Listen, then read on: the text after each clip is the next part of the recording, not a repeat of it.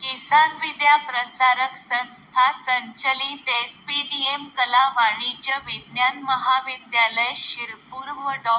बा. घोगरे कनिष्ठ महाविद्यालय शिरपूर यांच्या संयुक्त विद्यमाने करिअर मार्गदर्शन कार्यशाळा आयोजित करण्यात आली आहे. सदर कार्यशाळा सोमवार दिनांक 26 सप्टेंबर 2024 रोजी महाविद्यालयाच्या कर्मवीर दालनात घेण्यात येणार आहे. सदर कार्यशाळेसाठी नाशिक येथील कंपनी सेक्रेटरी इन्स्टिट्यूटतील तज्ज्ञ व्यक्ती मार्गदर्शन करतील.